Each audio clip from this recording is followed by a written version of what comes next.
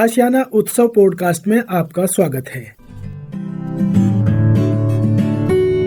हम सीनियर्स हम सीनियर्स हम सीनियर्स हम सीनियर्स हम सीनियर्स हम सीनियर्स हम सीनियर्स हम सीनियर्स हा हा हा हम सीनियर्स हम सीनियर्स हम सीनियर्स।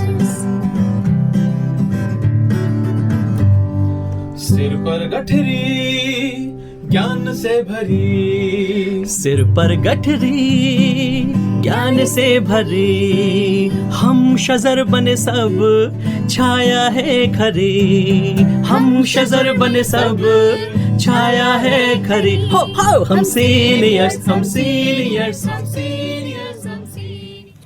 नमस्कार दोस्तों, आप सबका स्वागत है national institute of social defence और ministry of social justice and empowerment, government of India एवं मीडिया फॉर कम्युनिटी फाउंडेशन के संयुक्त तत्वाधान में वरिष्ठ नागरिकों द्वारा प्रस्तुत इस खास कार्यक्रम श्रृंखला अनुभव में, जिसके प्रोजेक्ट कोऑर्डिनेटर हैं डॉक्टर आर श्रीधरन और आलोक वर्मा और रेडियो कोऑर्डिनेटर्स हैं पूजा मुरादा, कौशल्या एवं साई सुधा। दोस्तों, कार्यक्रम में प्रवेश करने से पहले मैं आपको एक टोल फ्री नंबर बताना चाहूंगा जो हमारे सीनियर सिटीजन्स की मदद और उनके सपोर्ट के लिए है। आप इस नंबर का इस्तेमाल सुबह 8 बजे से लेकर के रात्रि 8 बजे तक कर सकते हैं। यदि आपको किसी तरह की मदद, किसी तरह के सपोर्ट की जरूरत है तो आप इस टोल फ्री नंबर 14567 पर कॉल कर सकते हैं। एक बार पुनः दोस्तों रिपीट कर देता हूँ, आप सभी चाहें तो इसे नोट भी कर सकते हैं। 14567 यह नंबर सीनियर सिटीजन के सपोर्ट और उनकी मदद के लिए है। अब आइए दोस्तों बढ़ते हैं आज के कार्यक्रम की ओर।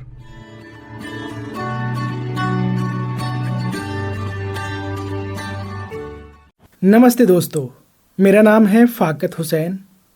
हम आपके लिए अनुभव कार्यक्रम के तहत बहुत ही ख़ास और दिलचस्प कार्यक्रम लेकर आते हैं।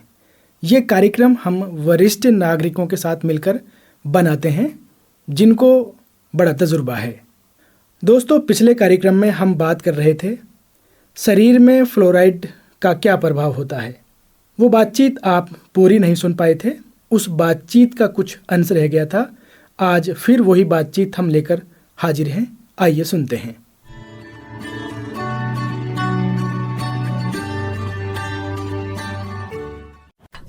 एक सवाल और जहन में आ रहा है कि हम अभी जिक्र कर रहे हैं अपने सवाल में कि पानी में फ्लोराइड, तो पानी के अलावा किन किन चीजों में फ्लोराइड मौजूद है, एक बार हमारे श्रोताओं को बताइए प्लीज। पानी के अलावा ये सबसे ज्यादा मात्रा में जो मिलता है वो काला नमक है जी। हम लोग आमतौर पे चाट पकौड़ी खाना पसंद करते हैं और उसमें काला नमक का काफी प्रयोग करते हैं, तो उसका कम से कम प्रयोग किया जाए। तंबाकू, गुटखा, सुपारी, चाय, और चाय को भी खास तौर पे जो बार बार ज्यादा उबाला जाता है, जितना ज्यादा उबालते हैं तो चाय की पत्ती में जो फ्लोराइड मौजूद है वो उतना ज्यादा हमारी चाय में आता है। तो चाय पीने का अगर मन है तो उसको भी बहुत ज्यादा उबालने की आवश्यकता नहीं है। आप उसको थोड़ा ही उबालें और उस चाय का सेवन करें। इसके साथ साथ हमने पिछले प्रोग्राम में भी बताया था कि कुछ टूथपेस्ट ऐसे हैं जिनके अंदर फ्लोराइड की मात्रा अधिक होती है, तो ऐसे जो टूथपेस्ट हैं उनका प्रयोग ना किया जाए जी। बहुत अच्छा है ललित जी, हम बार बार अपने कार्यक्रम में इन चीजों को दोहरा रहे हैं कि ताकि लोगों को, सब जो सुनने वाले हमारे श्रोता हैं, उनको ज्यादा से ज्यादा जानकारी ज्यादा से ज्यादा बार मिले। एक चीज और है, आपने कहा था कि हम खान पान में किस चीज का उपयोग करें, तो थोड़ी सी सावधानी एक और बरतने की जरूरत है कि जैसे हमने दूध की बात की कि दूध में कैल्शियम, मैग्नीशियम दोनों ही होते हैं जो हमें फ्लोरोसिस से बचाते हैं जी। तो दूध को कुछ इस तरह से किया जाए कि अगर आपको 1 गिलास दूध पीना है तो उसको एक बार में ना करके 2-3 बार में कर पी लें। तो दिन में 2-3 बार में करके थोड़ा थोड़ा दूध पिएंगे तो वो ज्यादा अच्छा है बनिस्बत के आप एक बार में ही पूरा 1 गिलास दूध पिए। बिल्कुल सही। तो ललित जी, अभी जैसे आपने हमें अभी थोड़ी देर पहले ही बताया कि फ्लोराइड एक भूखा शेर है, आपने बहुत अच्छा सा इनको यूज किया, इसके लिए टर्मिनोलॉजी ही भूखा शेर। तो इस भूखे शेर को अपने शरीर पे हम हावी होने से कैसे रोक सकते हैं? देखिए, भूखे शेर को इसको रोकने का बस एक ही तरीका है, कैल्शियम और मैग्नीशियम। या तो किसी तरह से इसको शरीर के अंदर जाने से पहले ही रोक लिया जाए। हम ऐसा पानी पिएं जिसके अंदर फ्लोराइड ना हो, या ऐसा खाना खाएं जिनके अंदर फ्लोराइड ना हो।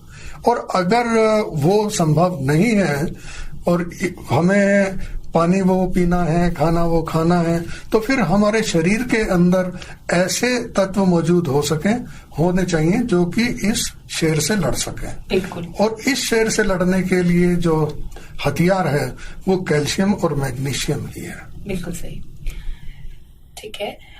हम अभी जैसे बात कर रहे थे सहजन की पत्ती खाएं, तो सहजन की पत्ती का प्रयोग कैसे करें श्रोता? देखिए, सहजन की पत्ती के अंदर प्रचुर मात्रा में कैल्शियम, मैग्नीशियम, विटामिन सी और इसके साथ साथ आयरन और एक एंटीऑक्सीडेंट होते हैं जो हमारे शरीर को स्वस्थ रखने में बहुत सहायक होते हैं। वो इसके अंदर प्रचुर मात्रा में होते हैं जी। अगर हम सहजन की पत्ती को उबालते हैं तो उसमें एंटीऑक्सीडेंट्स और विटामिन सी कम हो जाते हैं, लेकिन कैल्शियम और मैग्नीशियम बने रहते हैं। अच्छा। तो बेहतर तो ये होगा कि सहजन की पत्ती को हम छाया में सुखा लें और उसका चूर्ण बना लें और उसको 1 चम्मच सुबह और 1 चम्मच शाम ले लें। अगर ये संभव नहीं हो पा रहा है किसी वजह से कि भाई अभी सूखने में टाइम लग रहा है, तो आप अपनी दाल सब्जी वगैरह में जब बनाते हैं तो उस समय सहजन की पत्ती डाल लें। तो उससे क्या होगा कि सब्जी जब बनेगी, उबलेगी, तो उसमें से एंटीऑक्सीडेंट और विटामिन सी कम हो जाएंगे, लेकिन कैल्शियम और मैग्नीशियम बना रहेगा जी। तो वो भी कर सकते हैं। थोड़ा कम फायदा होगा पर फायदा तो होगा। तीसरी चीज ये हो सकती है कि जैसे हम चटनी बनाते हैं, चटनी में पुदीना, हरा धनिया वगैरह इस्तेमाल करते हैं, तो उसके साथ हम सहजन की पत्ती भी चटनी में डाल के बनाई जा सकती है और उसको भी खाएं। और बहुत लोग तो सहजन की पत्ती को सुखा के आटे में पीस लेते हैं, उसकी रोटी जब बनाते हैं तो उसके अंदर भी होती है। सहजन की पत्ती को सुखाकर उसके लड्डू बनाते हैं तो उसमें भी डाल सकते हैं। तो हर तरह से सहजन की पत्ती का इस्तेमाल किया जा सकता है। और सहजन की पत्ती इस बीमारी से ही नहीं और 300 बीमारियों से लड़ने की एक कारगर विधि है और इसको अपनाने से बहुत सारी बीमारियां आप दूर कर सकते हैं। बिल्कुल सही।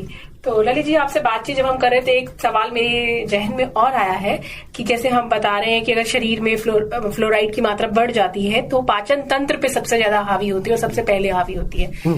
तो इसके और लक्षण क्या है? क्या व्यक्ति को भूख, जिसको ये फ्लोराइड हावी हो रहा है, उसको भूख कम लगेगी, गैस बनेगी, सर भारी, और क्या क्या लक्षण हो सकते हैं? देखिए, इसमें हाजमे से संबंधित जितनी भी शिकायतें हो सकती हैं वो सारी हो जाती हैं, क्योंकि हमारा जिगर जो है उतना बेहतरीन तरीके से काम नहीं करता।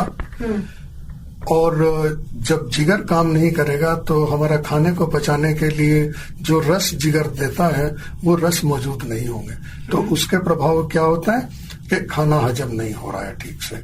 जब खाना हजम ठीक से नहीं हो रहा है तो हमें सबसे पहले तो खट्टी डकारें आ सकती हैं, फिर उसके बाद गैस बन सकती है और एक मतली आना जो कहते हैं, उल्टी आने की एक सेंसेशन, जी मिचलाना जो होता है, उस तरह की समस्याएं आती हैं।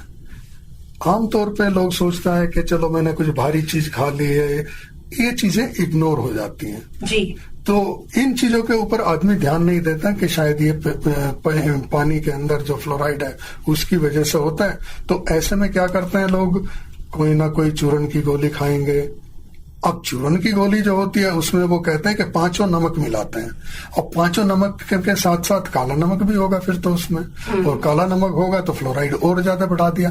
तो वो चीजें फिर हमें और ज्यादा नुकसान करती हैं। तो इसलिए ये ध्यान रखें, पहले अपने पानी की जांच कराएं। अगर पानी के अंदर फ्लोराइड की मात्रा ज्यादा है तो आप थोड़ा सा दिमाग में ये भी रखिए कि अगर आपका हाजमा ठीक से काम नहीं कर रहा तो इसका कारण फ्लोराइड भी हो सकता है। बिल्कुल सही। तो अगर फ्लोराइड उसका कारण है तो उस कारण का ही निदान करने की हमें आवश्यकता है। बिल्कुल। तो सबसे पहले किसी भी निष्कर्ष पे पहुंचने से पहले आप अपने पानी की जांच कराएं। बिल्कुल।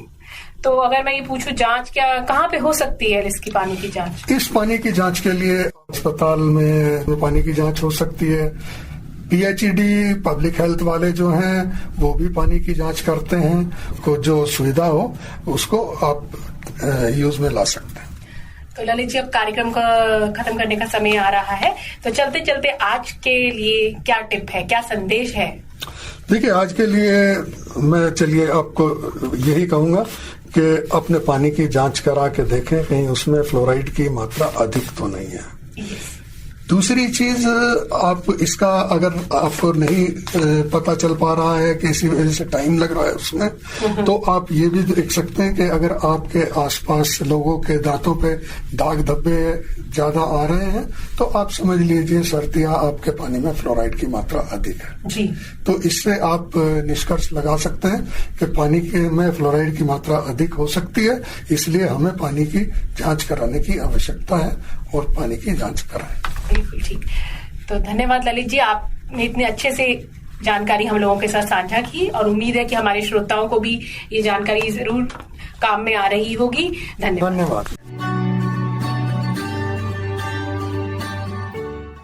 और श्रोताओं, फिलहाल वक्त हो चुका है आप सभी से विदा लेने का, और चलते चलते आप सबको एक बहुत ही खास नंबर हमारे वरिष्ठ नागरिकों की सहायता, उनके सपोर्ट के लिए मैं आपको बताना चाहूंगा दोस्तों। Elder line toll free number है ये, आप चाहें तो इसे नोट कर सकते हैं, 14567। एक बार पुनः सुने दोस्तों, 14567। यह नंबर वरिष्ठ नागरिकों की मदद और उनके सपोर्ट के लिए सुबह 8 बजे से लेकर के रात्रि 8 बजे तक अवेलेबल है। यदि आपको किसी तरह की परेशानी या किसी सपोर्ट की जरूरत है तो आप इस पर कॉल कर सकते हैं। फिलहाल मैं ले रहा हूं इस कार्यक्रम से विदा। नमस्कार। हम सीनियर्स, हम सीनियर्स, हम सीनियर्स, हम सीनियर्स, हम सीनियर्स, हम सीनियर्स, हम सीनियर्स, हम सीनियर्स, हा हा हा, हम सीनियर्स, हम सीनियर्स, हम सीनियर्स। सिर पर गठरी ज्ञान से भरी, सिर पर गठरी ज्ञान से भरी, हम शजर बने सब छाया है खरी, हम शजर बने सब छाया है खरी, हो हम सीनियर्स, हम सीनियर्स, हम सीनियर्स।